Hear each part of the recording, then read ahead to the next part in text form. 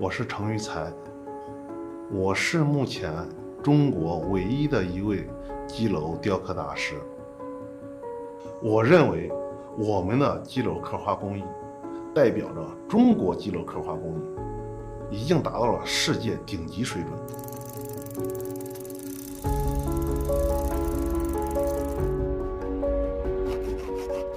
这个基楼的话，它是纯手工的东西，它不可能大量的去生产的。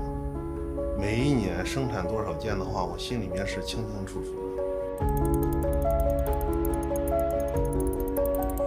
现在这个表盘，软先生这个表盘，它用的是日本的铜，所以说它硬度有点硬，然后对于这个基德落画是一种挑战。况且阮先生的话，要求这个要求的又特别严，废品率一直很高，居高不下，轻微的一点点就会碰到，不到1个毫米，大概0.8、0.5左右，这个是难度是很大的。一个完美的表盘，它不光有这个设计师他的心血，也有一个匠人掺杂着很多里面匠人的心血。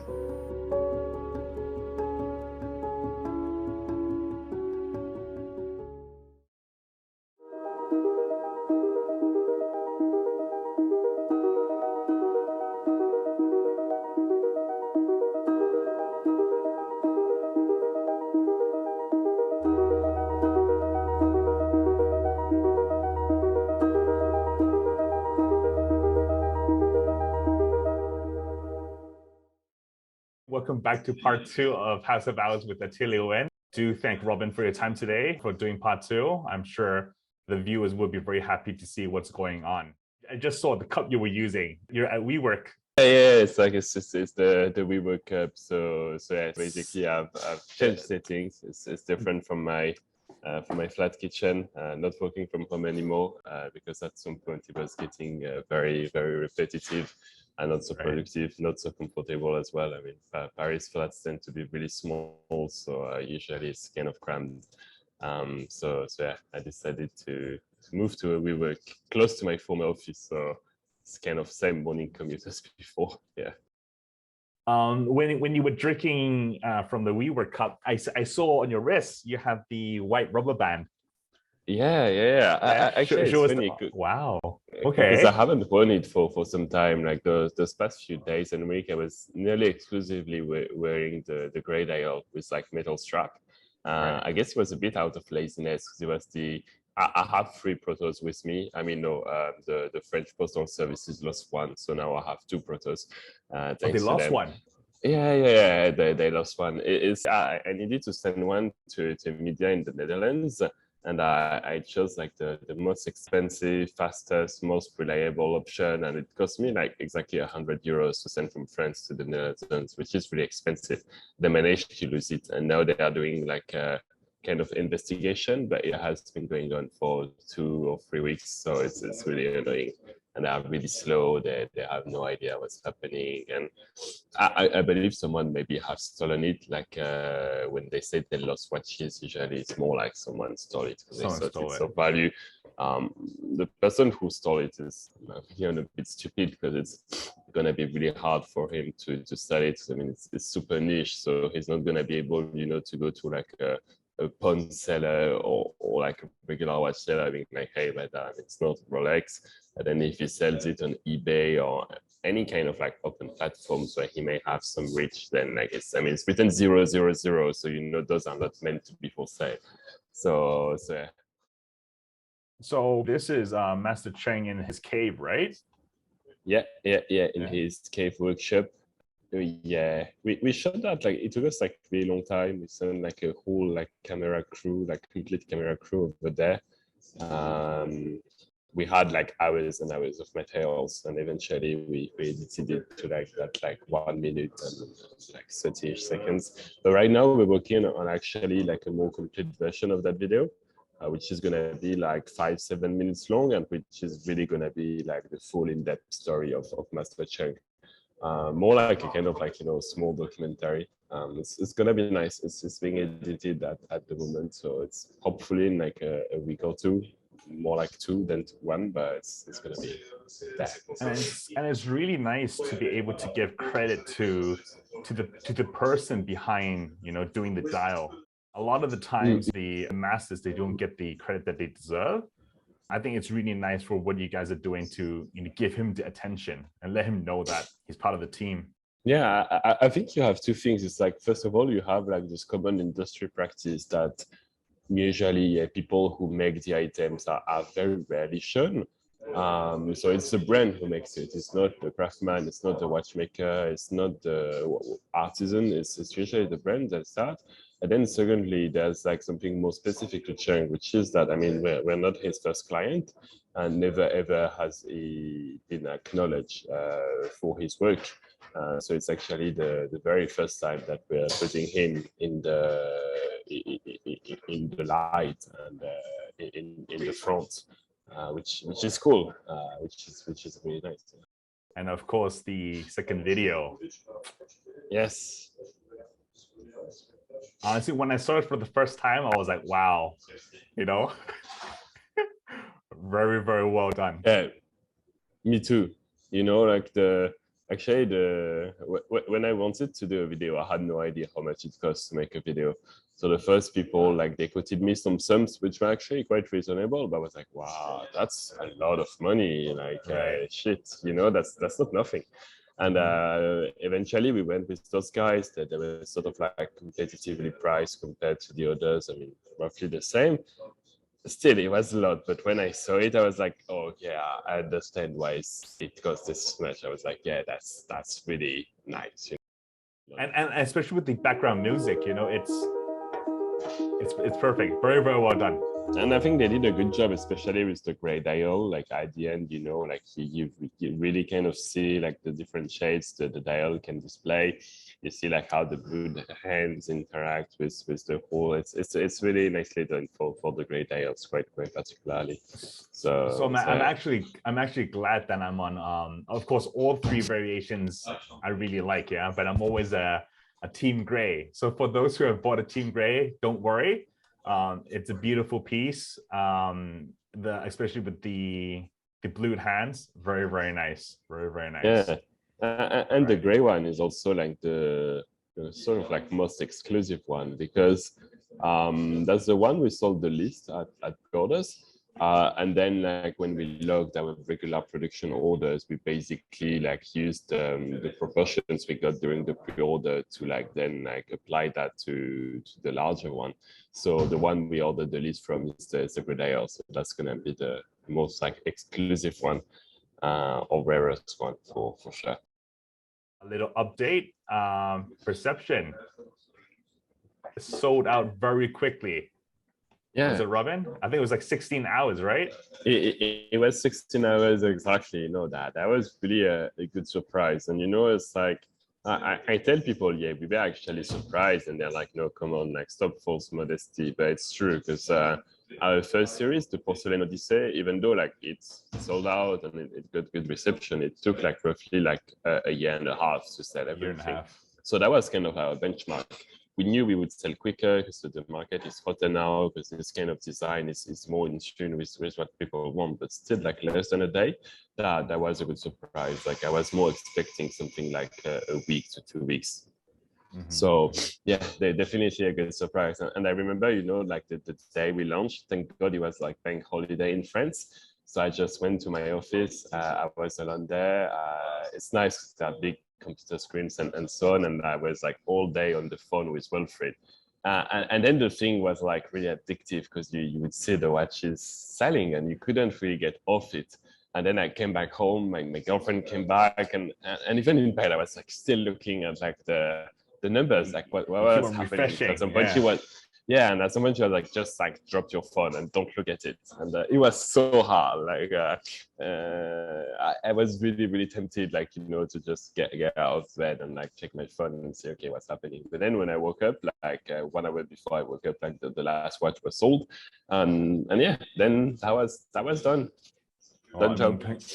Congratulations once again. I know the first round was around 300 pieces, right? For the exactly 300 pieces. Yeah. So I have to say it's a big step up, as you mentioned, the first Process Odyssey, it took 1.5 years for it to be sold. If you were to release Process Odyssey again, I think it'll sell much faster. Everyone now knowing about Perception, a lot of people has actually been researching for the first series, for Process Odyssey. A few friends have been asking me, oh, do you know if it's for sale?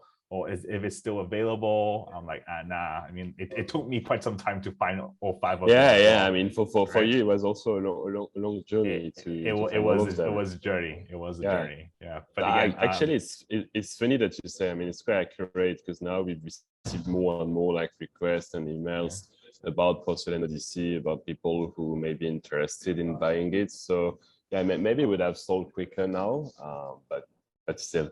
Yeah. And also like we see less and less of them like on second hand. Usually maybe like once a month I would see one on like Reddit or Chrono24 or Watch Music. Now it's been a while since I have seen a HoH. True. Yeah. And for those who have missed out on the pre-sale, don't worry. I'll be placing the link down in the box, and probably the next release or the next time we can order would be in October, November, Robin, around there. Exactly. So basically, like as soon as we have delivered the pre-ordered pieces, we'll have a very small batch available on like a kind of like direct availability basis, so shipping immediately, and that will be in November. But it's a small batch. It's basically like the surplus of dials that Cheng was able to make. Because the production bottleneck is really the dials, you know, like case, bracelet, movements. If we wanted to do like 10,000 of them, like that would be possible because suppliers have the capacity to do it. What we cannot increase is the dial. So he's managing to make a bit more. The apprentices are helping. He has like 3 of them who are already at a very sort of like major stage, so they're helping a lot in the process. But still, like the surplus won't be huge. So it's just gonna be that. I still don't know the exact quantity that will be available for sale, because it's really like what he can do like till November. I would say around like maybe 100, more or less. Because it does take Master Cheng and his team around 8 hours to produce a dial, right? Just a dial. It's 8 hours of work. What also people don't see is that, I mean, it's 8 hours of work if things go well, you know, like then you have also like a high like default rate, scrap rate, sorry. So oftentimes they need to straw dials to start it again. And when you start again, well, basically it's back to square one. So you restart the process from zero. The issue with guilloche is that, you know, you need to stay extremely focused for the entire duration of the actual guilloche. And if you make one mistake, I mean, you can't really correct it. It's like it's engraved in the metal, so it's gone. So you start again, and it can take actually more than 8 hours factoring the scrap rate. 8 hours is to produce a good dial. Yeah, like one complete guilloche dial. That's 8 hours. And also, you know, there are other steps, because again, it's like, sure, you guilloche, but beforehand you need to do things, and afterwards you need to do things as well. Like you need to flatten the dial, you need to clean it, you reburn it to remove some of the debris, and also to make it flatter. You need to do all those things. You need to set the machine. I mean, it's small step, but you know, they add up, and that also takes some time. So one thing I would say is I was really fortunate to be able to receive the 3 prototypes. Thank you again, Robin, for allowing me to spend some time with Perception. I am super impressed. From the first day I received the pieces, I was blown away. As mentioned, I have all 5 pieces of the Process Odyssey. It's a really well-made watch, even though you did say that there were some flaws with it. But seeing the Perception in the metal, it's a different story. As you guys can see from the pictures below, I have the salmon, the xia, the Ying, the gray, and the Piao, the blue. I'm a big fan of guilloche. You know, I know when I see a good guilloche, and when I see Perception, I'm like, and especially for the price point, can't beat it. So kudos to Master Cheng, and kudos to you guys for creating such an amazing timepiece. Thanks a lot. I think I could not have wished for a better ambassador in Hong Kong. You also did a marvelous job, like showing it around to people and spreading the word and helping build the base for the brand. So that was really amazing. But one aspect on which I agree with you is the fact that, I feel it's actually a watch which does look better in person. And I believe there's a sort of like more rational explanation behind that, which is the fact that HoH is very dynamic. It gives really different vibes based on the light around you, or on the strength of it, on exposure, all those things. So it's very hard to capture and accurately convey that for just one picture. You may have like very little light, and the dial will look maybe a bit more flat. You may have a lot and it will look extremely deep. You may have maybe even too much, and then you'll really see the scales and the metal. So it's things which are very hard to see in pictures. And then also like the way the color vary, the hues that will be shown, it's something that's heavily based on light around you. And you take the blue dial, you take Piao, like it can look like kind of like midnight blue-ish if there's little light, then it can look a bit more lilac and purplish. But also like if there's a lot of light, it will look almost gray. So it's like extremely dynamic, extremely interesting, and therefore something that you have to see with your own eyes. And definitely under the sunlight is a totally different story. One thing that the images and the video is not do it justice is the use of natural sunlight really, emphasizes on the guilloche. It shows like the depth of the guilloche, and I think what you guys at Master Cheng did right was the choice of pattern known as the fish scale.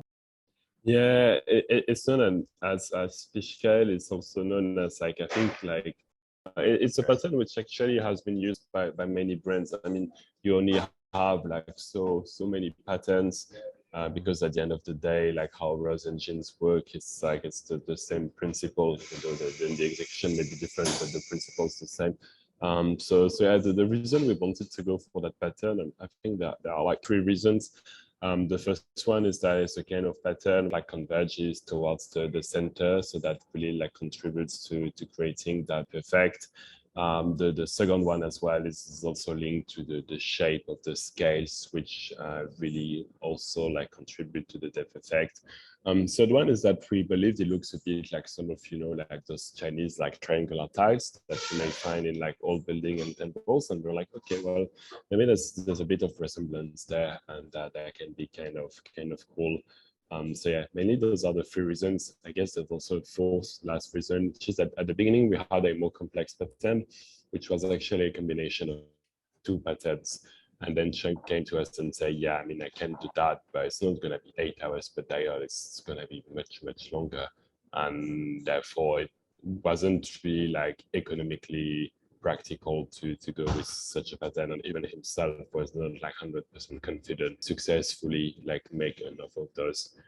We went for something a bit simpler, but we still feel it's great, and it really contributes that depth effect. And that depth effect is really key in this watch. I mean, it's the whole like benefit and asset of it. Like we built the dial to convey that feeling of depth. We made the watch like as thin as possible to contrast with the depth and make it seem even more prominent. So the pattern we use had an active role in that, and I think it's doing it. Perfect. If I remember correctly, on the first day after I received the pieces, I immediately gave you guys some feedback. Yes. And I have to say, again, it's not because I'm just a fanboy, but I speak from my heart. Initially, I didn't think salmon was going to be my favorite, but after really seeing in the flesh, it's a color that really pops out. It's a beautiful, I would say it's more pinkish salmon, if I could say so. Yeah. I spend a lot of time, really trying to play with different lighting, very, very nice. Salmon was also a bit of a surprise to me because at the onset, I'm not a huge fan of salmon dialed watches. I believe like blue would be my favorite, and well, that I wasn't really attracted to the salmon. But when I received it, actually, that's an interesting tone. It's really like the most dynamic of all 3. Also, I like the fact that it was a bit more like popping than the two others. Yet at the same time, it was not like flashy and in your face kind of like color and vibe. That I think, as you said, it's also very warm. You know, it's like also it's warm. The color also helps a lot with the depth effects. I mean, from the pattern, I think it really enables it to show. Again, when you guys receive your pieces, please do bring it out to the sunlight. I won't say much, just appreciate the dial, appreciate the piece. Very, very nicely made. Moving on to the next one we have here, it's the Piao, which is the blue. And the thing is, Robin, I've never been the biggest fan of blue timepieces. Yeah, it's just because like I don't like the idea of the entire market going for the particular same color. Blue has always been a very popular color for timepieces. So I didn't think I would like the blue. But again, after receiving it, in some ways, it complements the steel bracelet because under certain sunlight, it does look grayish, a bit of grayish. Yeah, that's the thing. Blue, right? The cool bit, like it can look very gray, also very blue, and sometimes it's almost purple, which is why also I like it. Like this is also very dynamic, and this blue, it was not even the blue we initially wanted to do. I mean, at the onset, we wanted something which would have been a bit more icy, glacier-like. A bit like what AP Sorry did, but we had trouble like getting to the right shade, and we made like so many attempts and trials because that's not a standard color, so you had to mix like different like coloring solutions, and they couldn't reach what we wanted to reach. But one day they came with the blue, and we're like, you know what, actually that's not what we wanted initially, but that's kind of a cool blue. It's different. It's kind of grayish, purplish. We haven't really seen it that frequently. Let's go with that. And needless to say that we're very happy we went this way and took this decision. Unique, yet like fresh and light.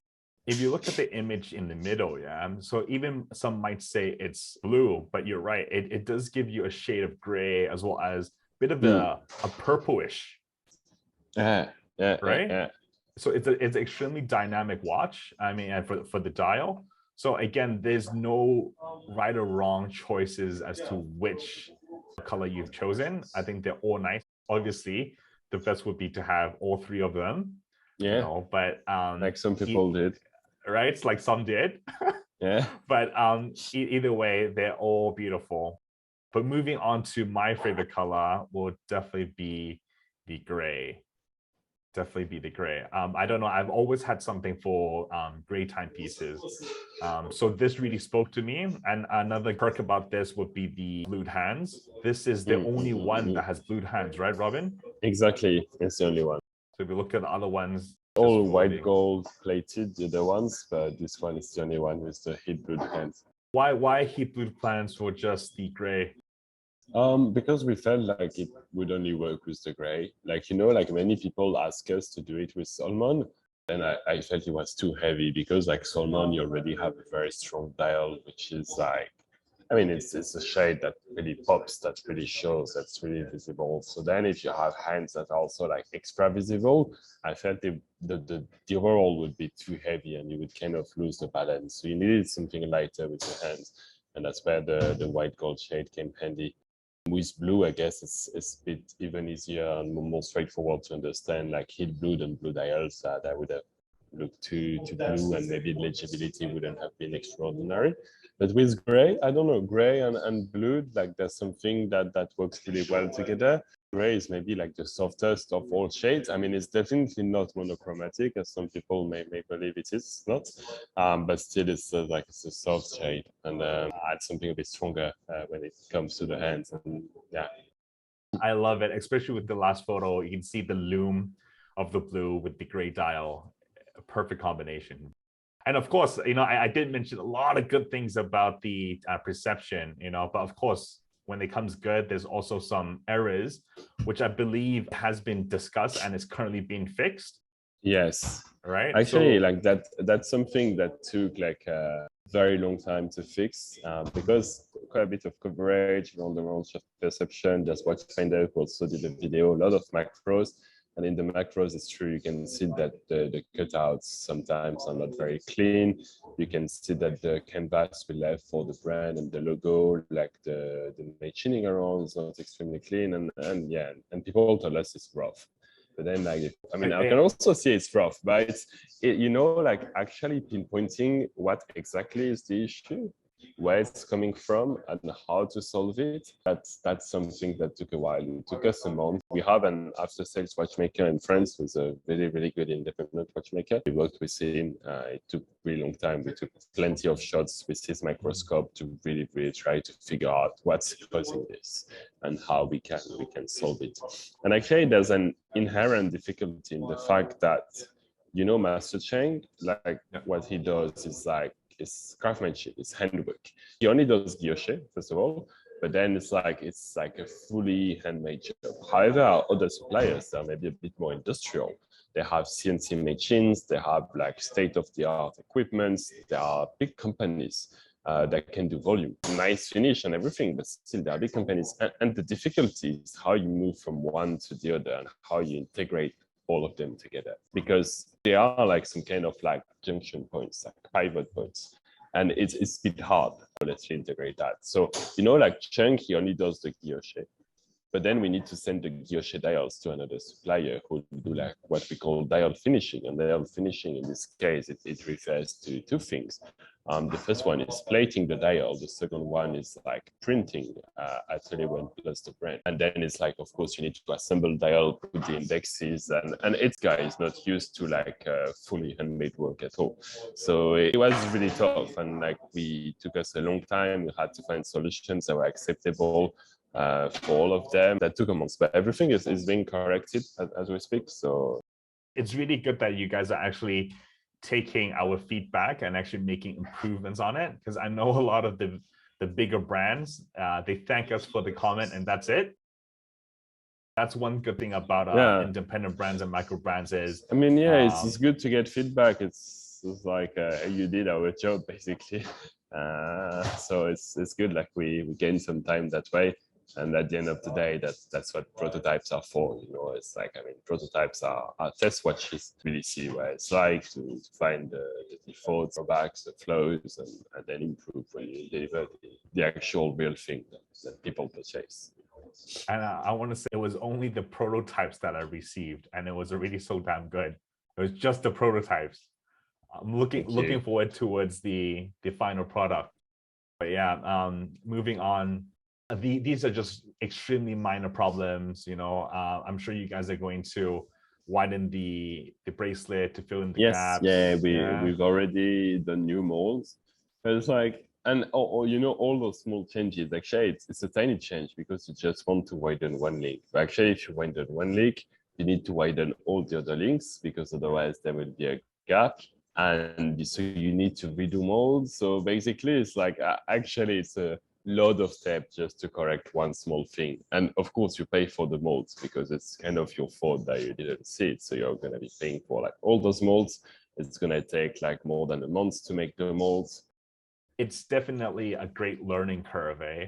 Because you guys in the previous project, you guys were mostly dealing with the case and the dial, you know, but now you have to consider the bracelet. Yeah, you add like one big component to the equation, which is not a simple one. Right.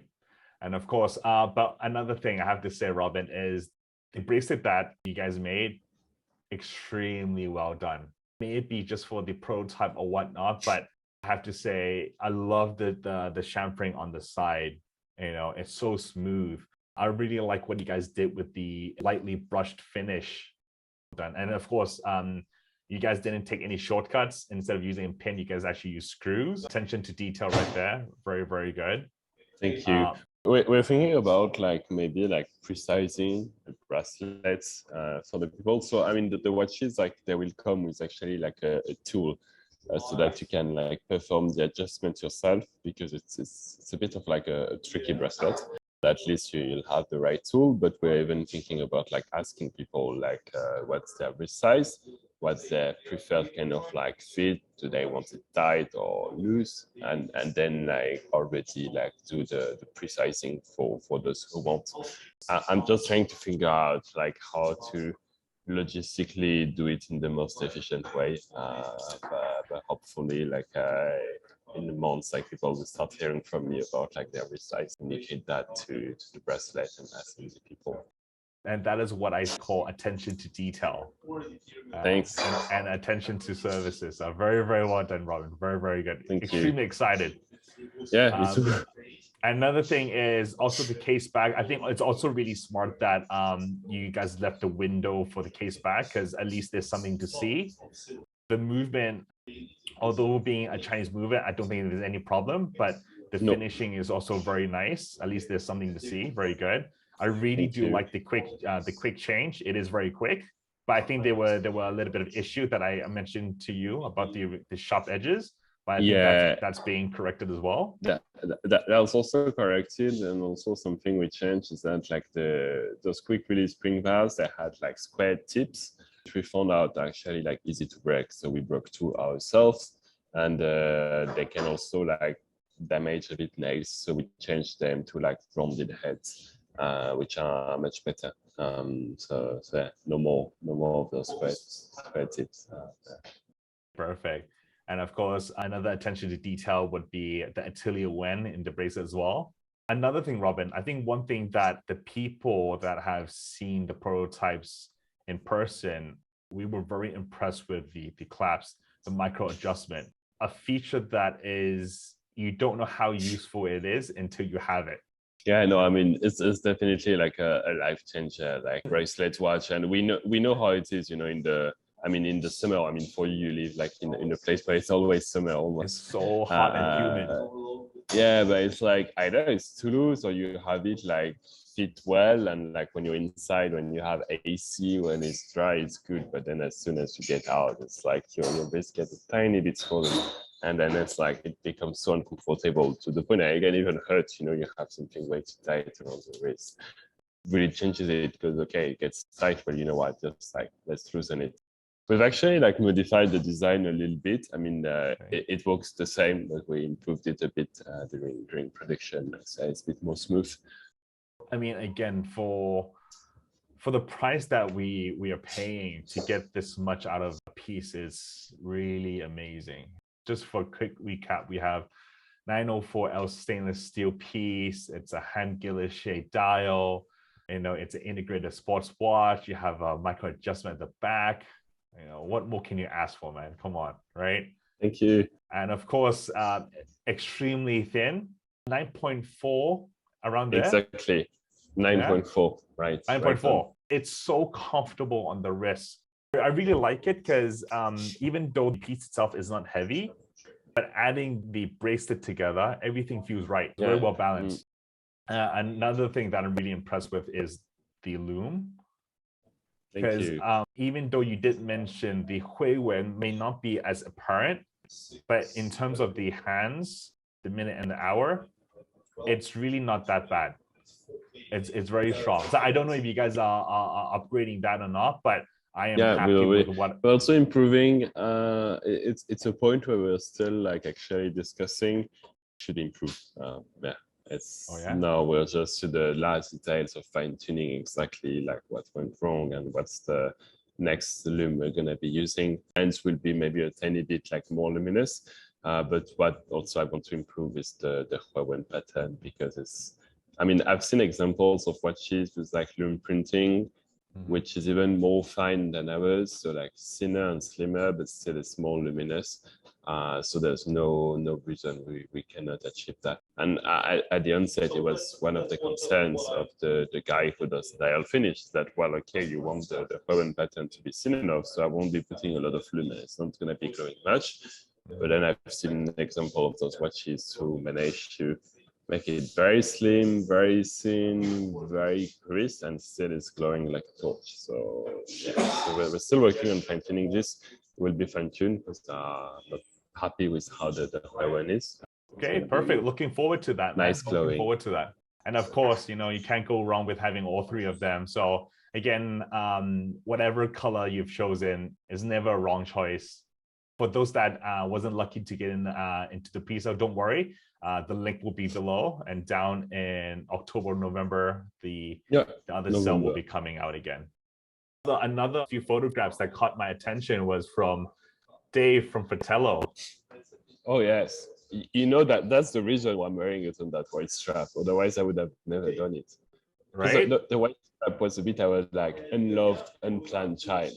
You know, it's like the reason why we went for the white strap is that like a few months ago when we were at the planning stage, we wanted to find a way to like maybe engage more the audiences which had purchased Poste and Odyssey. So we're like, you know what, we will need to find like a perk which would be exclusive to them if they choose to like follow us on perception. And we're like, so what can we do?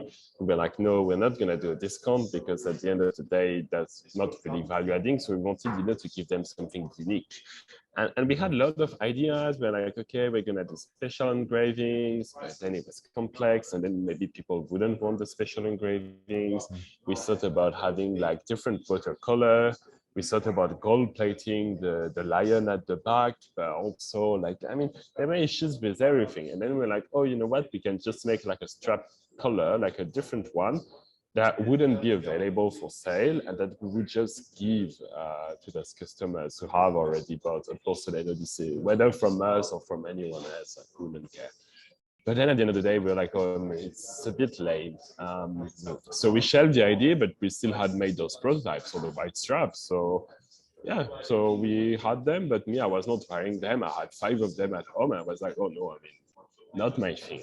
That's exactly what I said the first time we decided to do salmon leather. I was like, oh, that's visible and flashy. That's not my thing.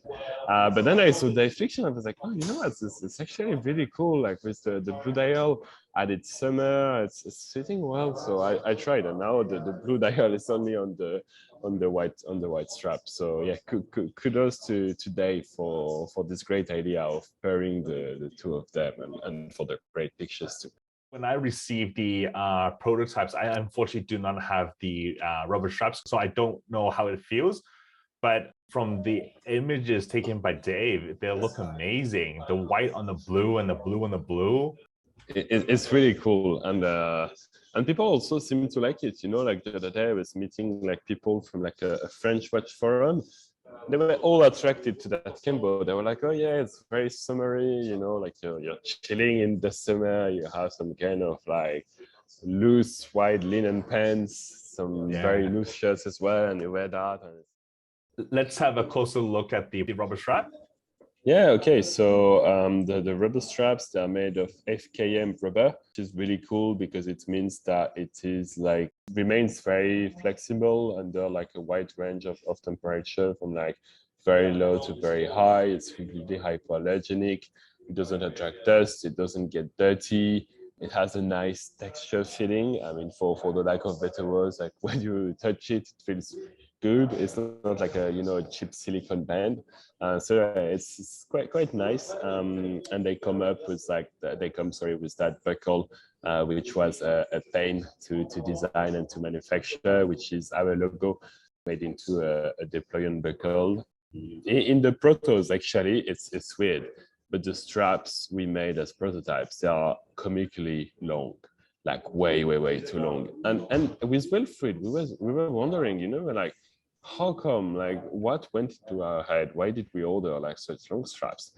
And when we looked at like all the WeChat convo we had with the strap guy, we're like, oh, actually, we never specified the length. Like, you know, we debated like very lengthily on the pendant code for the actual straps, and we had a lot of back and forth. We debated a lot and like what to put in terms of markings inside, but never did we specify them a size. So I think then they just like went with a random size, which is why they're a bit too long. But that's something we corrected. So now we went for size, which is actually halfway. If you look at like the strap we made for Porcelain Odyssey, we had 2 sizes back then. We had the regular one and what we call the XS, which was smaller. And like here for the rubber, we went like halfway between like the regular size and the XS.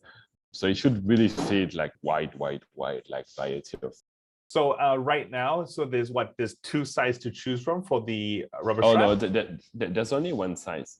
There's only one size. The issue, to be very clear, is that like if you make like rubber straps, FKM ones, you need to make molds for every size and every color, and the molds are expensive. It's like a few thousand US. And also you need to commit to MOQs, which are high. So MOQs actually per strap is 300. Which is really a lot. I mean, listen, we've sold 300 watches and we're doing 4 colors, so we're making like 1,200 straps. I don't know what we're gonna be doing with them. Like, I mean, if you guys want strap, just buy straps for me. Buy straps, sure. Joking. But also the other bit is that I think we went a bit like crazy with the buckle. It's a nice buckle. It's costly to make. It's also made of 904L steel. The polishing is actually like, it's quite intricate because there's some brushing, but then the inner angles are polished. The nib side, like the reverse side, is also polished, and they can't go there with a machine. They need to do it by hand. So I mean, it's a costly buckle, and we give that with every strap. So actually, we're like just breaking even with straps when we sell them, and we don't sell them cheap. You know, we sell them for $149 US, which is some money. Let's face it, but still with that, it's 150. Still with that, it's like we're just breaking even on it. So if we were to add like other sizes, then it would be like a loss-making bit. It's okay if we don't make any profit on it, because we see the straps as a way to complement the watch. So it's like, it's kind of gonna be a draw for you. Like you get a perception, and then you get access to the straps, which are really gonna be able to give you different vibes, different looks, and make your watch very versatile. So we are okay not making any profits on that, but then we can't also lose too much money, because then it's, I mean, at least you're making your customers happy, that's for sure, man. That's the thing. That's like the main really game, right? giving the options to people. I mean, the good thing with perception is that, you know, it looks integrated. Again, it's not integrated. You have like standard lugs, and you can put standard straps in this watch, but the fit won't be like optimal. Like if you put like a regular 18mm strap, it will fit, but you'll have this gap, and it could look good, but it won't look best. So here with our straps, we really work the end so that it perfectly fits our lugs, and it looks really nice, and we wanted to give people that option. And we may be working on leather straps. That's something I would quite want myself. Like I really like the salmon leather straps. I believe it was really a nice feature, kind of like a signature thing we did with the Porcelain Odyssey series. That's something that's still in the back of our mind, getting more and more towards the front. So hopefully it will happen in a few months. So right now the color selection for the rubber straps will be the blue, the white, the black, and the gray. Yeah. And how we chose those colors, I mean, it's gonna sound quite evident, but the blue was meant for the blue dial. The gray for the gray dial, the white, I told you the story about it. It was meant for no dials, but it turns out it works well with the blue dial. And black was meant for salmon. Actually, black and salmon, it works pretty well, because I feel like black is a strong color. It's visible. It's there. It's not light like gray. And but salmon also is a strong dial. It really pops. So the fact that you have two strong, I feel they kind of like balance each other out, and therefore like it fits well with the salmon. Salmon and gray is okay, but not the best in my opinion. I really much prefer salmon and black. Salmon and black is actually really cool. In order for us to find out, we just have to buy the straps and mix and match it, right? We also gave away a lot of straps. Pretty much like all the people who were on our WhatsApp group, we gave straps. I think we gave more than we sold. Oh yeah. So if they wanted to buy the straps, they could just go on to Atelier Wen and under perception accessories, and they can find the straps there, right? Exactly. Perfect. And then I combine the orders manually. All right. This is the movement, even though we can't see much of it, but it is still finished. It is, but we're doing some modifications to it, which are going to be cool. So there's two modifications. The first one, the most important one, is that we're removing the ghost position. We told people it was likely to be happening. It's gonna happen. Now it's confirmed. Actually, just before calling you, because we were still, we placed the order for the movement, but there are still points which we were discussing, and like we finally confirmed fully, like in written and signed. It's not gonna have this like cost position. So that's one good thing. So I need to position like winding and time setting. The second one is that like you may see that there are engravings. So here you see positions, it actually says adjusted to 5 positions. And we decided to do 2 things. The first one is that we added more engravings. So there's going to be like Atelier Wen and 32 jewels. The second one is that we changed the font. We put our font, which is Trojan Pro, instead of that like random font. So it's going to be looking quite nice. Unfortunately, no one will ever see it except our watchmakers. But we're happy to know that, it's even like, it's things people can see, but we know it's well finished, and we didn't leave any corners. And it's not because you can't see that we're gonna give you something rubbish. Like the whole like quality approach is a very holistic one. You're making quality watch like as a whole, and even the bits you don't see, like we're gonna make them well. And honestly, Robin, even though you mentioned that we won't be able to see the movement unless we open it, but then letting us know that you're not cutting corners is already reassuring. I'm one of the very lucky few who has been able to see the prototype, but I can definitely say that even with the prototype, no corners were cut.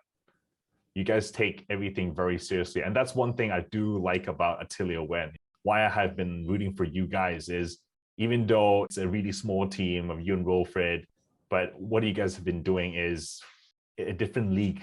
Thank you. So keep it up. A lot of people are rooting for you guys, man. Yeah. Thanks a lot. I really appreciate it. Thank you. And another thing, of course, I've always liked to talk about the Lume. Even though you say it's not as evident, but it's pretty good. Yeah, it's pretty wanted good to be like a torch. That would be so cool. Imagine you have that quick one that really pops out. That would be really great.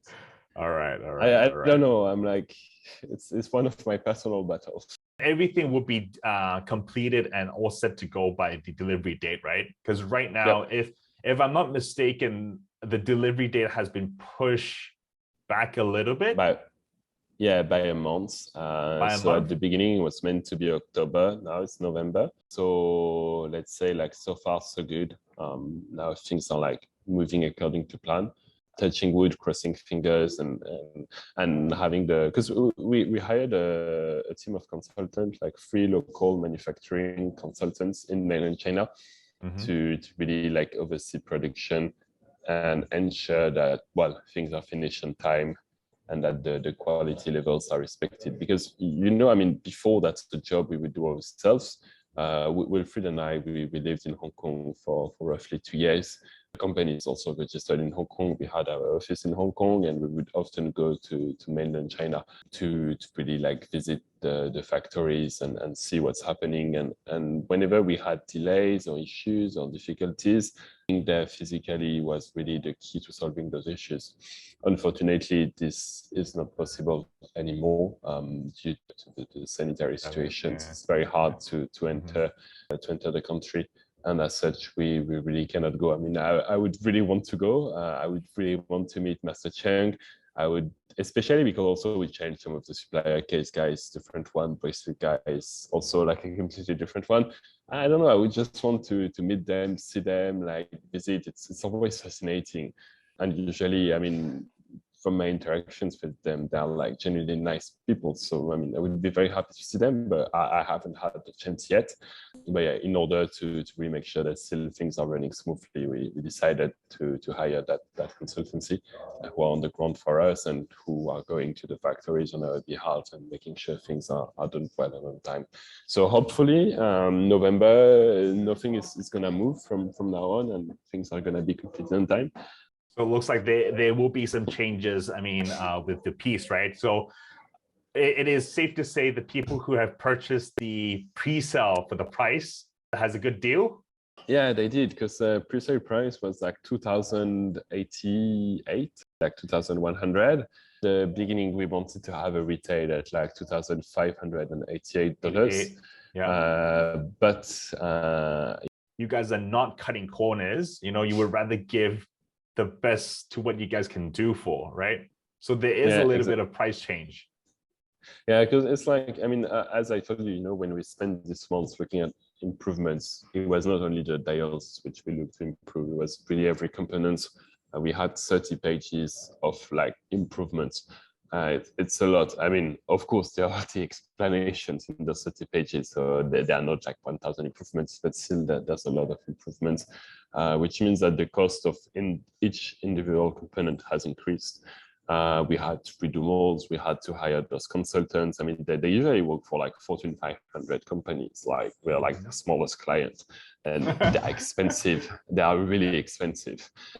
The goal, like the paramount one, is quality. So we felt like, okay, we needed to incur that, even though it makes kind of like the economic case for the pre-ordered watches maybe like less rational, but still, I mean, then that's kind of our fault. It's kind of our issue. It's the learning curve. But yeah, we'll have to reflect those increased costs. Like somewhere it's likely going to be in the retail price, which will really increase by 200 USD. Yeah, which is necessary to. Again, I think it's a fair price for what, you know, at least from what I've seen from the prototype. 2,788 is definitely a steal. Even if you say you push it up to 2,988 or 3,000, I think it's a fair don't price. tempt me. I mean, Justin, I can send you a bill if you want. Your watches are 10,000 now. Maybe for the next ones, you know. But again, congratulations to everyone. Is thanks to Justin, we're not going to be increasing the price. But again, I mean, congratulations to the 300 plus pre-sale buyers that got the price at 2,088. You guys have done yourself a good job. Again, 2,788 is still a steal, but definitely, you know, lucky to those who got it at 2,088. For those who are interested to learn about the inside and outs and the changes and all that, please do visit Atelier Wen. Robin continuously has really long updates if you're interested in learning what's going on. And again, Robin doesn't spam because it does take him a lot of time to write the updates. So for those interested, painfully slow. It's like so. Are we expecting another update soon? Yeah, it's gonna be up in like a few days to a week. It's gonna be shorter than the previous one because really, I mean, there's a good reason is that things are going according to plan.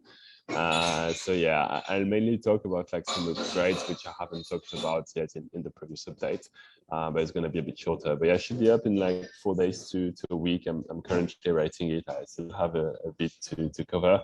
But regarding spam, yeah, there's not going to be spam because if there would be spam, I would be the one. Unfortunately, I'm either a slow writer or I don't have enough time. So yeah, don't worry. Just sign up and you'll receive at most like 1 or 2 emails per month, painfully written by yours truly.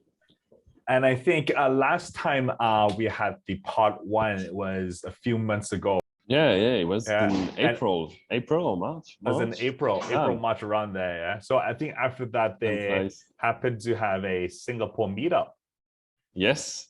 Yeah, and at that time it was Wilfred. Yeah, we did it at Watchfinder&Co, which is a micro brand and independent watchmaking store in Singapore. We've known Suji for a long time. He has always been giving us advice since we basically started the brand. So he's a friend, and he very kindly offered to like lend us his space free of charge, which is really, really cool. So it was a bit like I wouldn't say impromptu because we planned it like 2 weeks in advance, but yeah, the organization was how to say kind of light. But still, we were extremely surprised by the number of people who turned there. There were like a few dozens of them, which was really, really great. We did not expect that many. We thought, okay, maybe there's going to be 10 to 15 people, but there are actually many of them. And we were really kind of touched and moved by the fact that so many were like rooting for us, you know? It's like, I don't know, like they really want the thing to succeed, and that really moved us because I mean there's something, you know, beyond the commercial dimension and beyond the commercial aspect of things. It's like it's more ideological, and they really wanted to do well, to work well, and that was really cool. I was really happy to see that in person. I mean, it's one thing to read it online. It's another one to meet those people in person. I mean, I wasn't there, unfortunately. Still, like from real trade, it was really something, and I'm so happy that it went this way. Like it's really heartwarming. Yeah, and for those who don't know, Robin is actually based in Paris, while Wilfred is based in Singapore, right? Yeah. Okay. Yeah, Wilfred is in Singapore. So Wilfred had the opportunity to meet the Atelier Wen friends in Singapore, and lucky him, he also has the rubber straps. Did he? Yeah, I mean, he has all the straps. He has all the straps as well. So here we have. I think that's the reason why you don't have rubber straps. He took skipping them. Yeah. Okay, it's still all right. I mean, just having the bracelet is also really good. So these are some of the pictures taken by the Singaporean friends. I think they had a great time. Yeah. Again, just judging from the photos themselves, it's really well made. And I think here as well with some videos. Look at that. Look at the shine on the bracelet, man. Yeah. Whoever did that video is good Very at doing nice, videos. This is from the Atelier Wen enthusiast group. And we have the Lume. I really do see the piece in the metal. And look at the Lume on that, man. This is the black strap and the salmon dial. Yeah, and that's the nice combo for the salmon dial. I think also, this event, it helped a lot in maybe giving some kind of like credibility to the watches, because prior to that, the way the narrative was spread and the convo, it was a two-way convo. Like we were talking to people and people were talking to us, but still like all the info about the watches were coming from us. Obviously we are biased, like we spend like years on this project, we spent all our money on that project, so I mean we're definitely biased. You can't expect us to be like objective, but it was nice to finally have external people to come see the watches, take their own pictures, give them opinion. So I think that also helped a lot, because like finally we had like outside voices discussing. And I remember, Robin, I think there was a conversation mentioned that people who purchase high horology does not purchase Atelier Wen watches. I think that's very wrong, because you look at the profiles are very diverse.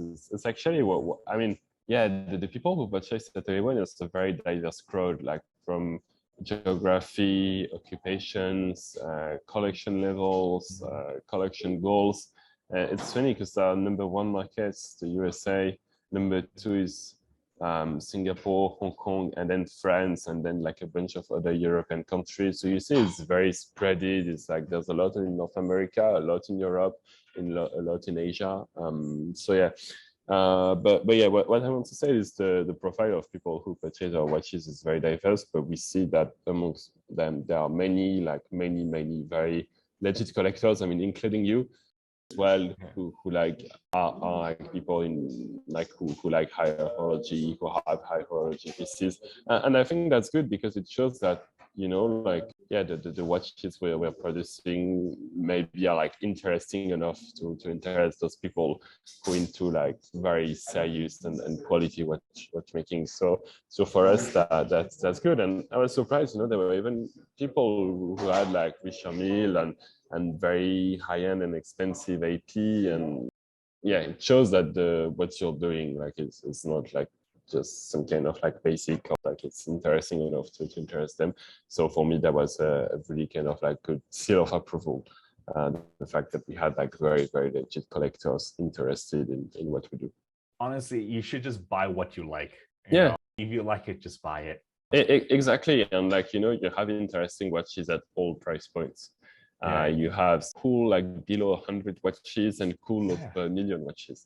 You have everything, like and everything is different. Everything has its own interest. Like you compare like a G-Shock to a Submariner, to a Nautilus, to to a Philippe Dufour, like have their specificities and their differences and their interests. Like G-Choke in its league is really great, and it's different from a sub. Like it's a different product.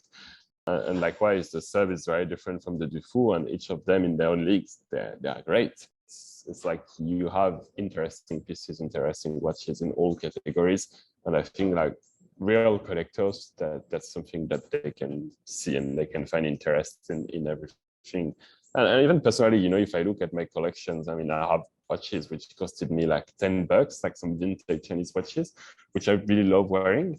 And I have some which are like Swiss and maybe much less affordable, and still I like them equally, and I have everything can be interesting. I think for the Singapore meetup, there was another good opportunity for the house to reunite. Oh yes, and I think there's a 000 in the bunch. No, yeah, yes, the top one right here. Is that Wilfred's? Yeah, it's Wilfred's. And the salmon strap is also from Atelier Wen, right? The bottom one. Yeah, this one is. But I think this one is one of the proto one because the color is not like.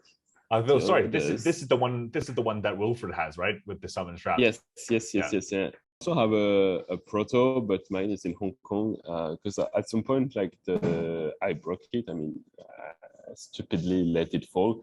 So something broke in the movement, and then I sent it to one of the after-sales watchmaker in Hong Kong, and it has been repaired, but it has been repaired for 2 years, and I never asked it back. So it's still in his atelier in Hong Kong.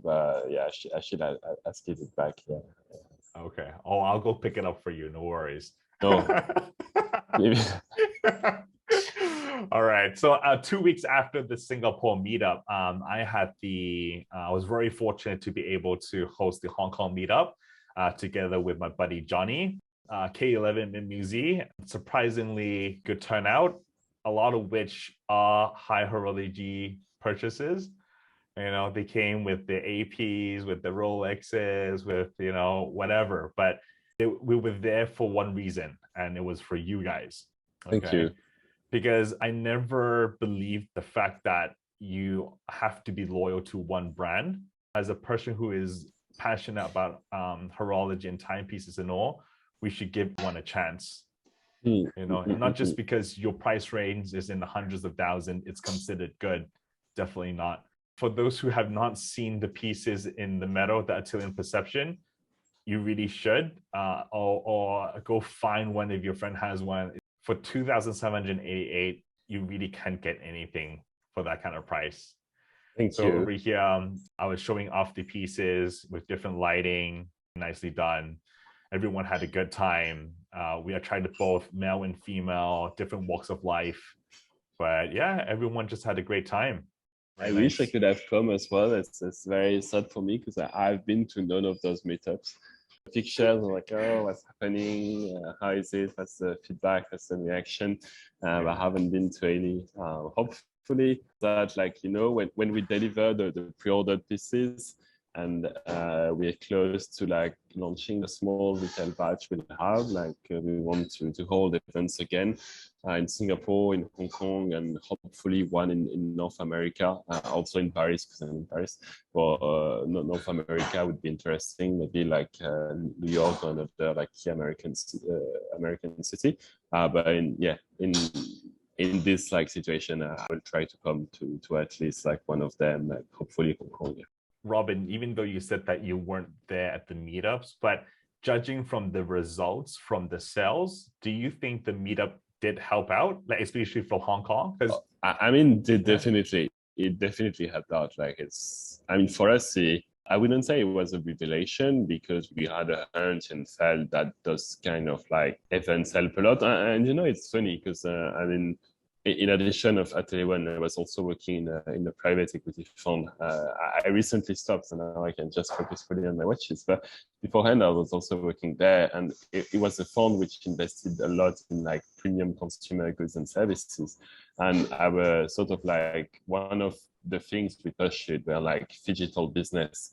In that sector, and phygital for us was a mix of like digital, so you do like 90% digital, and then you have a 10% physical, but which is like highly experiential which is about showing really what your brand is, who you are, your story, and so on. So yeah, we know that this kind of thing works. So I knew that the event would work. Still, like, I think like pretty much all the people who came to those events in Singapore and Hong Kong, then later purchased the watch, conversion was super high, and it really, really worked well. And I can understand why, because, you know, you can really get to see the watches, you can hear the story from the people, talk, can really experience what they are like. So, I mean, definitely, like, all the ingredients, all the roots are there for something successful. So yeah, very, very good result, and we want to do more. And in locations like Hong Kong, because the good thing with Hong Kong is that, I mean, geographically speaking, it's not huge. It's a tiny area, and still for us, it's one of the largest markets. So the concentration of Atelier Wen owners in Hong Kong is really high. So it would be sort of easy to redo an event. And yeah, I mean, that's what we want to do. And it would be really cool, you know, we have something when we deliver the watches, just a kind of like thank you event, like thank you for supporting us. And I meet the people, we meet the people, we chat, would be really nice. So yeah, I'm looking forward. You guys started in Hong Kong, right? The first Kickstarter project. You mentioned that you guys had established a company here. Yeah. You guys would travel to China. So in some ways, Hong Kong can be considered as the base for Atelier Wen. And it's because of the pandemic and whatsoever reasons, you guys are now based in Singapore and Paris. One of the reasons I am so in love with Atelier Wen is somewhat like a homegrown brand. It definitely is, because, you know, I mean, we made it there. We made the brand in Hong Kong. We debuted our Kickstarter in Hong Kong. We still have our logistics in Hong Kong. We still have our bank accounts. Companies still registered there.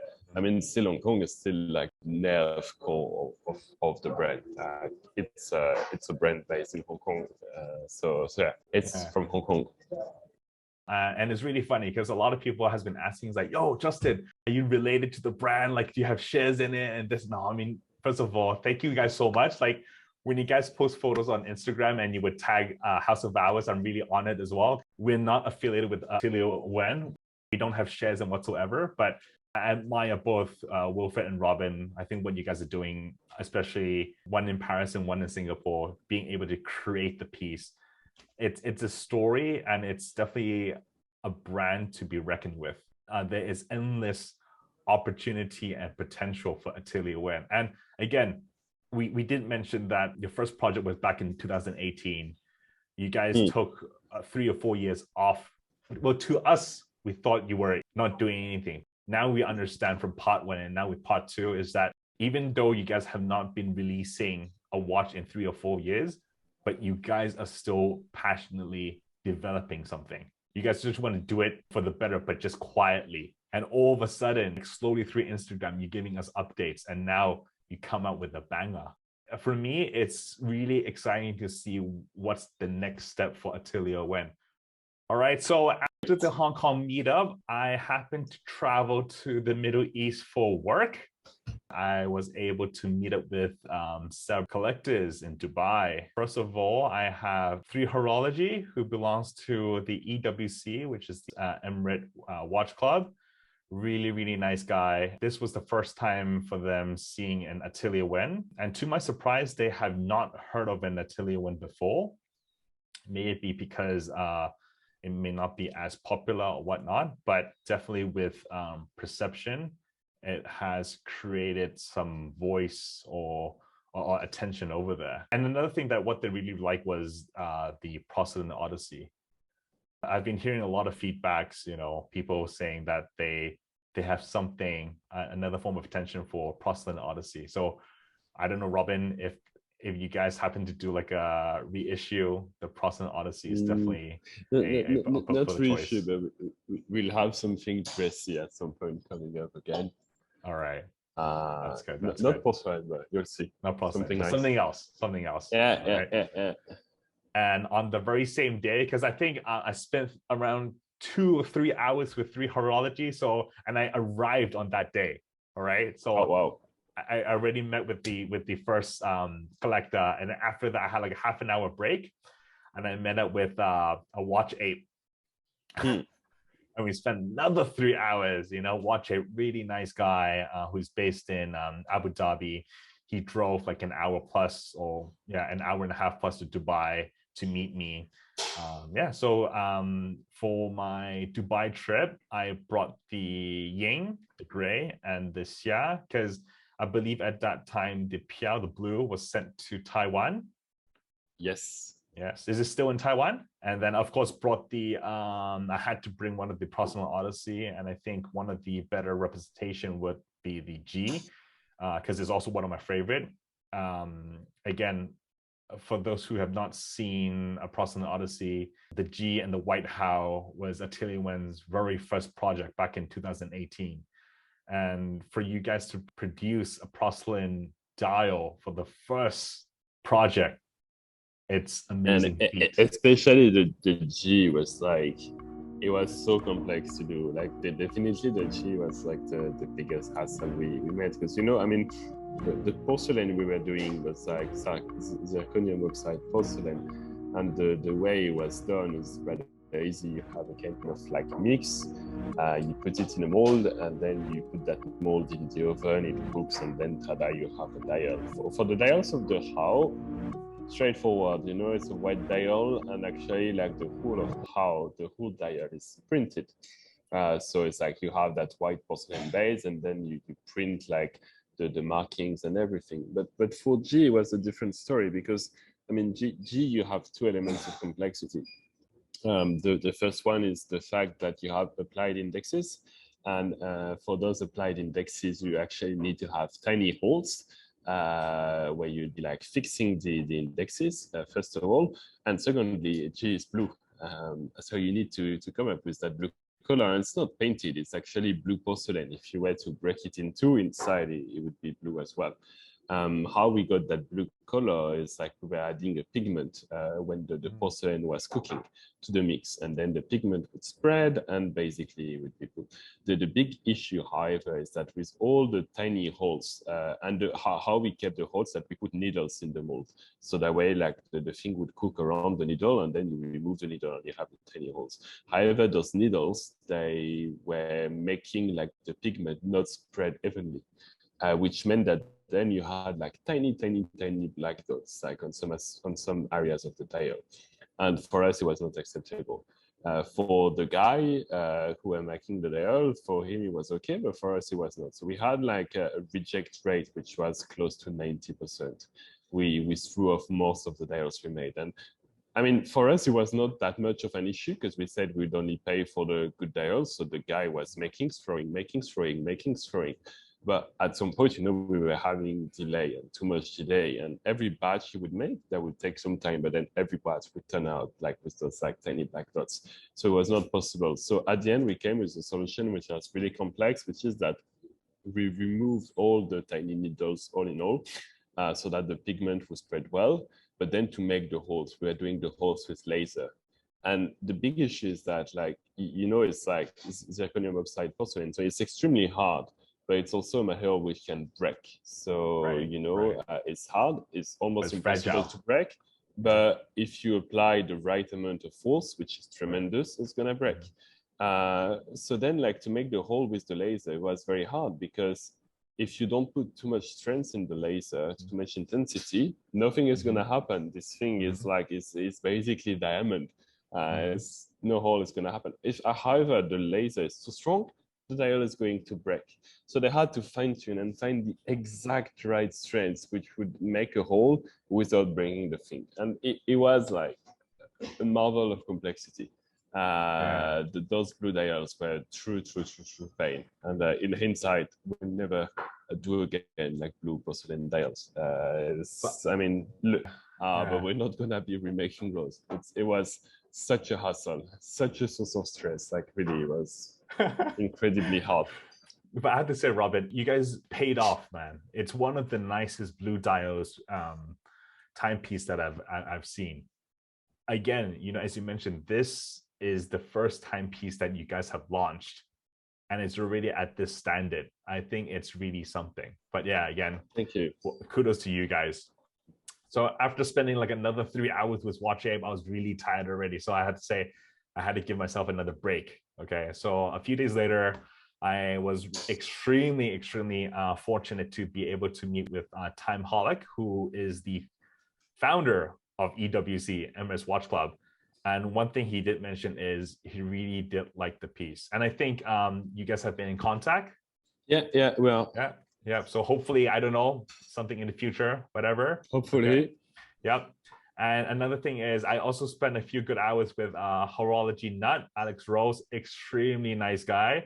The ones that you can see circle over there are the Atelier Wens. We had the two, the Perception and as well as the Process Odyssey. But again, on the table, there was some heavy hitters as well. Yeah, I can see that. Like, it's a very nice gold Urwerk. Yeah, because another personal favorite of mine is Urwerk. And being able to see the last variation of the UR220, it's definitely a very good sign. So we had a great chat. Talk a lot about horology. Extremely nice guy. And another thing, Robin, for you guys, for heads up, Dubai seems to be like the happening place for horology in the Middle East. Collectors are based in Dubai. So I don't know, maybe one time we could head off to Dubai, say hello to a few people. Yeah, definitely. Nice. I mean, especially because we have like so little presence and visibility in the Middle East. So it's one of the sort of like improvement axes that we need to work on. So yeah, definitely. Yeah. So Middle East is one area to think of, but in terms of media exposure, wow, Robin, I think you guys have gotten quite a few attention, eh? Thank you. Yeah, from Monochrome, Hodinkee, Fratello, Block to Watch, the big guys, everyone here listed as well. I think all of them said really good things about the Perception. Yeah, they're all really nice. They all made like really nice articles. Really cool pictures for the ones who took pictures. So big thanks to all of them, especially because it's like a lot of them just brought like out of goodwill. So it's really nice of them to have done so and to have covered us and to have given us the platform to really like share what we're doing, our mission, our endeavor. So I'm really thankful to all of them. So journalists really helped the brand a lot. So I'm super thankful for all of them. But there's one thing that I do want to point out that may be a little bit controversial was perhaps the comment section in Hodinkee. Yeah, I mean that was sort of like a nasty surprise. I mean, not sort of, it was a nasty surprise, and it was really saddening that you would see like people like who have like such racist views of like China and who were basically saying like, oh, I'm not gonna buy it because it's Chinese or because it's Chinese and it's shit. And I mean, yeah, that was really disgusting. That was disheartening, but in a way, I think to us it really also reinforced and showed again the reason why we're doing it. Like we're doing those watches so that maybe one day like those people will not be able to say like what they say. Like we're making those nice watches and to really show that, I mean, those ideas are absolutely stupid and groundless and need to be eradicated. And the fact that he still had those reactions, he still had those comments, it shows that the mission is important, and we need to keep on doing what we are doing. So yeah, I mean, in the comments there were also some good comments. There were some very rational people who praised it, or some even people who didn't like the watches, but for watch reason, which I'm totally fine. I mean, I can't please everyone, and I'm okay and happy with that. Like maybe you don't like the design, maybe you don't even like the finish, maybe fair enough. Like this I can hear it. It's fine. No hard feelings. But the people who are like, oh, I'm not gonna buy it because it's Chinese. I mean, come on, guys. A lot of the comments that I did read off is saying like the Perception was a rip-off of Genta's design, this and that. I mean, yeah, again, I don't agree with that either. And to me, there's again like two elements of answer in that. Like the first one is that I think now it has become a genre.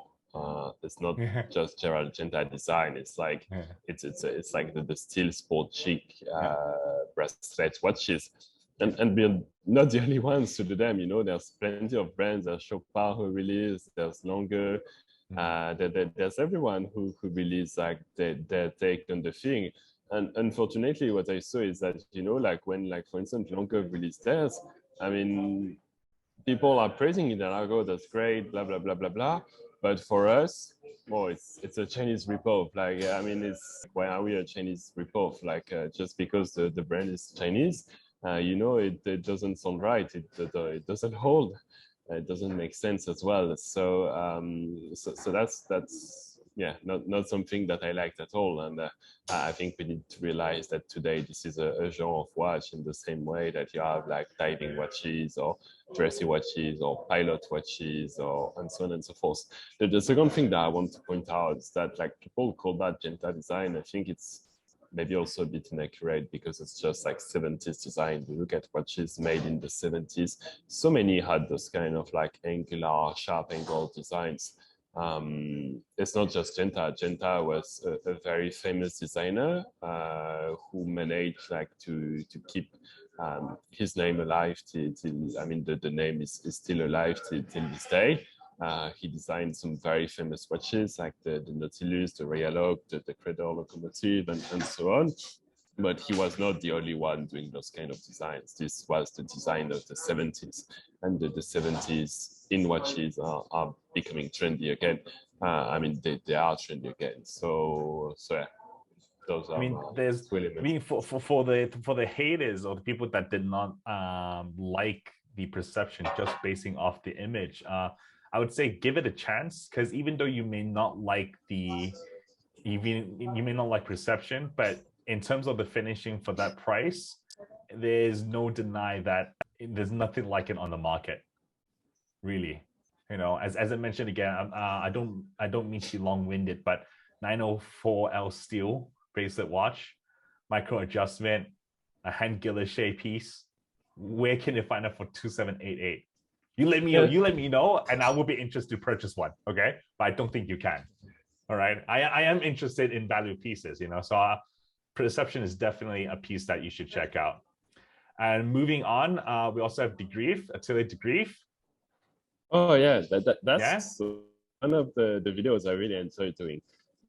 Jan is like such a nice guy, and you know, it's like, actually we have this common friend called John, and John is a guy who used to live in Shanghai, who I met a few times in Shanghai, and who had like a collector group in Shanghai, who then became actually Red Bar Shanghai. Nice. John now lives in New York. Okay. But at some point, like I don't know, we came back in touch, and he was like, oh yeah, you should meet my friend Jan, like who does like Atelier De GRIFF.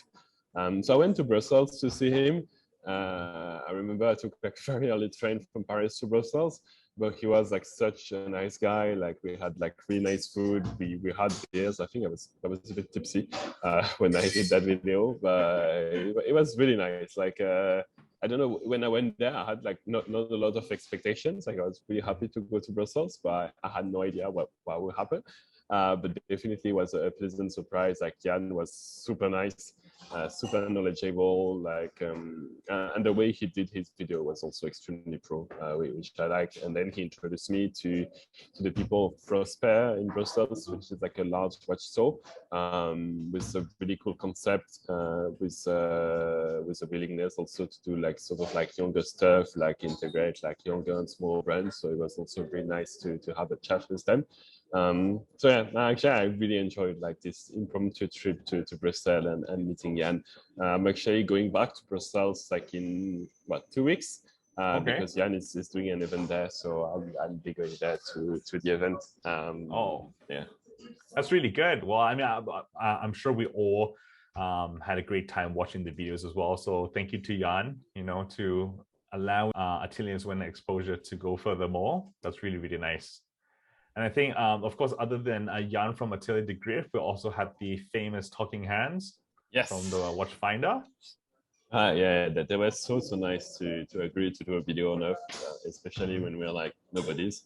So I'm super thankful to the whole team. I liked the video. Actually, I found it was a nice one. They told the story well. The pictures were really wonderful. Some of the macro was a bit unflattering, but to me it was good because, like, I mean, first of all, it helped a lot in my job of like finding the axis of improvements, because I could really see, like, okay, here you need to improve, like there's no choice.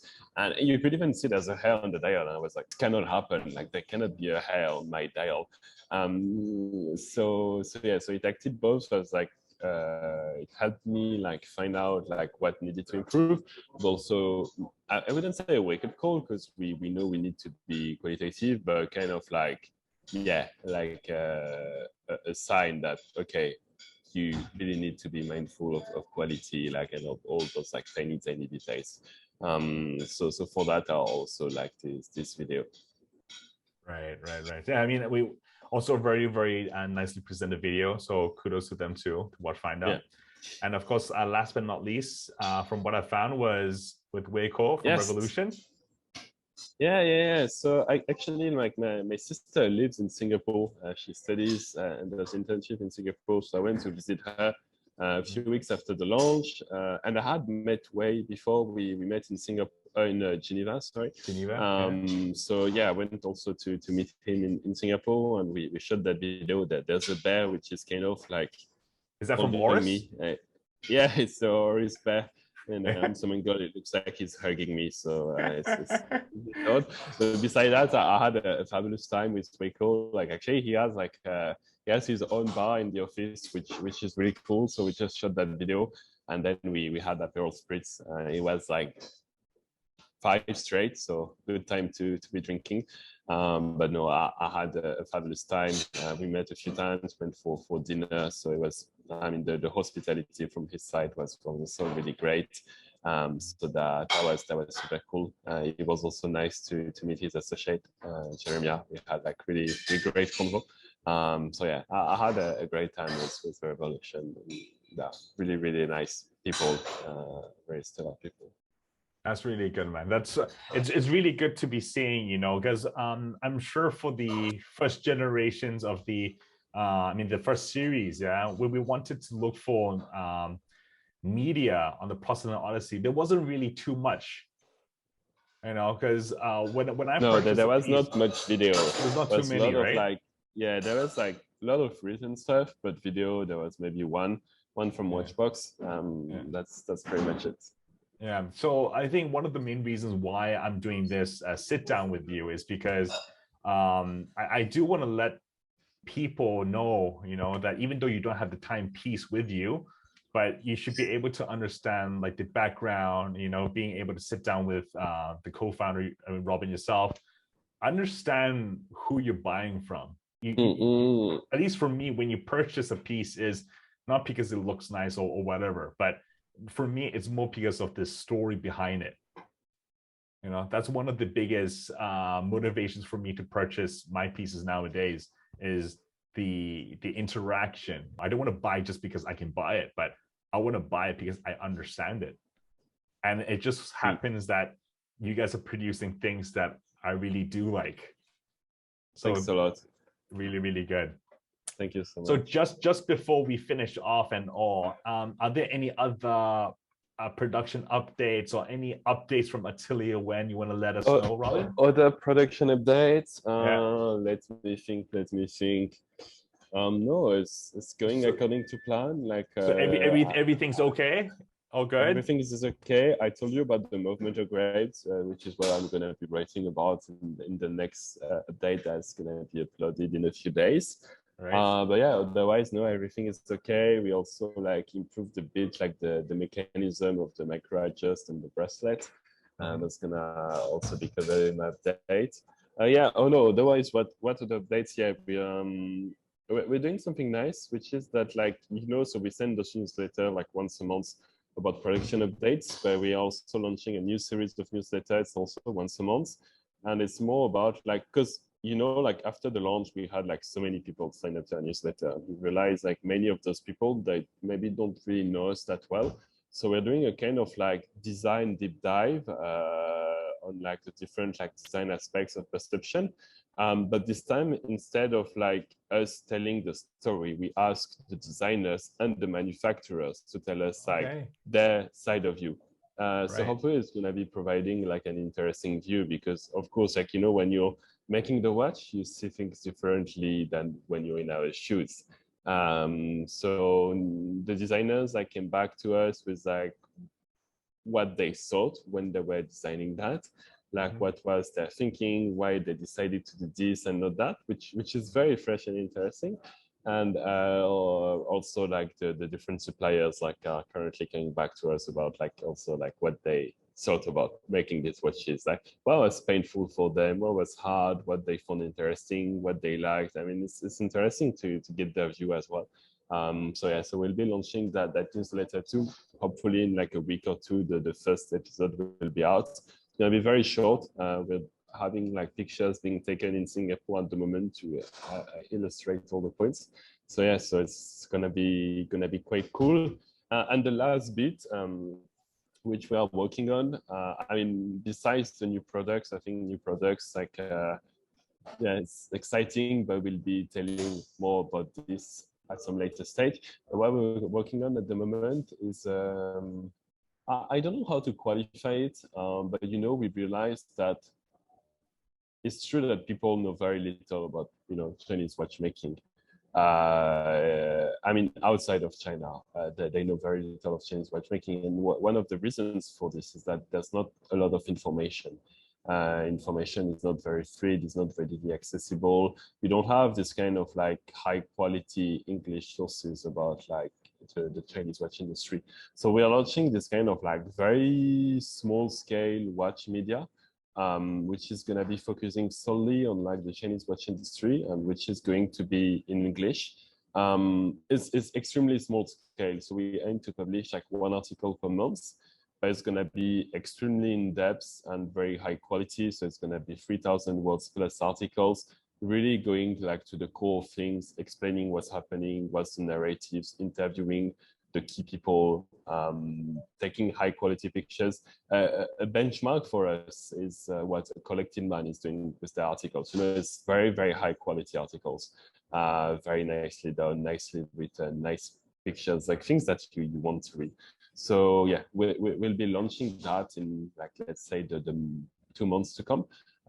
We have found some freelance journalists in mainland China. We have some topics. We have some work being carried at the moment to start working on those first articles. And yeah, hopefully it's going to be interesting. It's not something we're going to be making money off. You know, it's like there's never going to be any publicity. We're not going to be focusing on the brands. We're more going to be focusing on the industry from kind of like a macro perspective to really enable people to understand what's happening, and not like what one brand is doing, what one brand is releasing. This we don't really care about. More like, okay, that's kind of the trends of the Chinese watch industry. So yeah, we're not going to be making any money out of that, but it's more like, yeah, we felt it really complements our mission. You know, we want to show the world that made in China can be really cool. We want to show like a fresh and young side of it. We want to show like really high quality Chinese watches. We like to spread that awareness, like maybe having this media where we talk about things, this time in a written form, not in a watch form, can be really nice. So yeah, that's also what I'm working on these days. And the first article we're working on is going to be super exciting. It's quite funny because, I mean, to give you like a little bit of a teaser, there's this investment fund in China called Fosun, which is a very, very large investment fund. And they are basically making a Swatch group in China. And no one is talking about it, you know. Okay. They bought Seagull, they bought Shanghai, they bought some like online distributor of Chinese watches. They have a huge stake in Dandong, a movement manufacturer. They're also investing in other brands, and basically it's going to be the Swatch group of China making millions of movements and millions of watches per year. And it's super interesting because everything happened within the past 4 years. It's being built very quickly. It's very ambitious, and it's very interesting. So yeah, so that's the first topic we'll be covering, explaining what's happening, who are the key players, why they are doing that, what's the vision, what's the difficulties they're facing, what's the successes they encountered, and so on and so forth. So yeah, keep your eyes open for that. It's going to be very interesting. I mean, even myself, I'm interested to find out. So the entire everything that you mentioned will be available on atelierwen.com, right? Yeah. It's part of Atelier Wen? Yeah, it's gonna be like within like the journal section quite likely.